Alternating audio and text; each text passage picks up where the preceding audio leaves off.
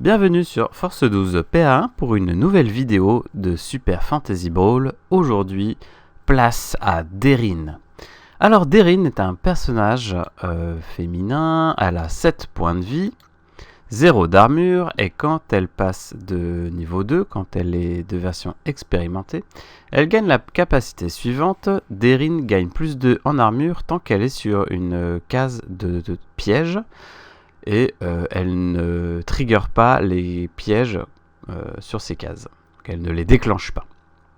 Alors Daerin, c'est un personnage peu résistant, mais avec néanmoins 7 points de vie, ce qui lui évite de se faire one-shot par une attaque double à 3 dégâts. Donc on peut imaginer donc 2 dégâts avec un boost de dégâts, et si vous la doublez, donc ça fait 2 x 3, 6.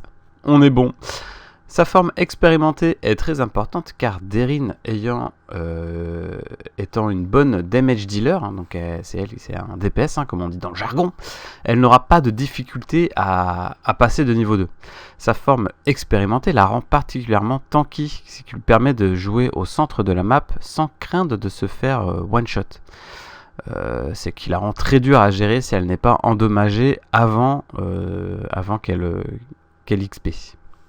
Alors les cartes de Daerin, regardons-les ensemble. On va commencer par ces cartes bleues.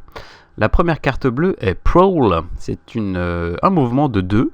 Ensuite vous faites une pioche de 2 et vous planifiez 1. Vous pouvez regarder le premier. Vous pouvez regarder un token piège qui est en jeu. Et vous pouvez le replacer dans n'importe quel hexagone de piège qui est libre. Et vous avez Spring the Trap, 2 de mouvement, une attaque à 4 en cloche, de dégâts.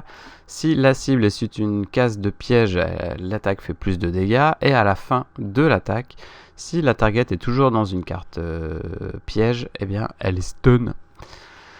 Les cartes rouges, vous avez Hunter's Carry, donc 2 de mouvement, 4 de portée. La prochaine attaque sur la cible ignore la défense et gagne plus 1 en attaque. Et vous avez la carte Heavy Shot, donc 2 de mouvement, une portée entre 2 et 3, 2 de dégâts. L'attaque gagne plus 1 en dégâts si Daerin est sur une case piège. Ensuite, après l'attaque, vous faites une push de 1 ou une push de 2 si Daerin est sur une case piège. Les cartes jaunes de Daerin sont Ambush, donc c'est sa carte de réaction. Vous gagnez plus 1 en armure et après l'attaque, vous pouvez placer Daerin adjacent à l'attaquant. Et enfin, Hit and Run, c'est un mouvement de 3, 2 de distance, 2 de dégâts, et à la fin, vous pouvez faire un dash de 2. Alors, Daerin est une très bonne boîte à outils, possédant de bonnes cartes de dégâts, ayant de bonnes portées et de mouvements, comme on peut le voir. En plus, elle possède Prowl, qui est une très bonne outil de plan et draw, tout en pouvant prendre une information sur un piège et le replacer. Étant donné que Daerin doit jouer avec les pièges, c'est assez balèze. Hunter's Quarry permet à Daerin d'avoir de gros dégâts pour elle ou un autre personnage allié en ignorant l'armure de la cible.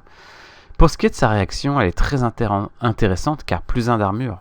Mais elle impose le placement de Daerin adjacent à l'attaquant, ce qui peut permettre de scorer des objectifs, mais ça va peut-être mettre Daerin en danger car vous allez l'exposer tout simplement.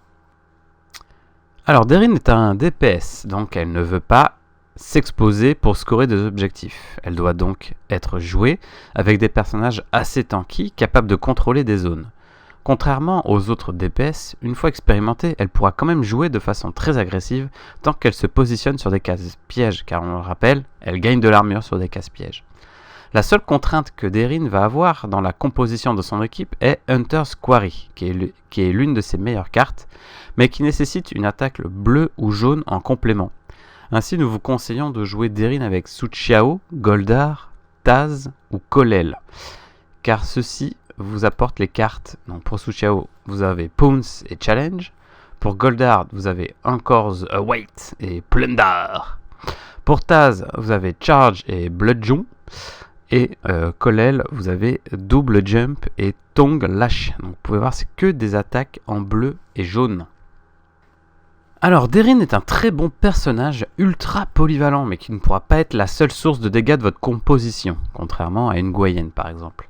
mais elle sera capable de mettre une énorme pression à votre adversaire si elle est capable de se retrouver expérimentée avec beaucoup de points de vie, car elle deviendra complètement ingérable pour votre adversaire. Voilà, pensez à vous abonner si la vidéo vous a plu, et si vous souhaitez plus de contenu sur Super Fantasy Brawl, n'hésitez pas à nous le demander dans les commentaires, et on se retrouve pour une prochaine. Ciao!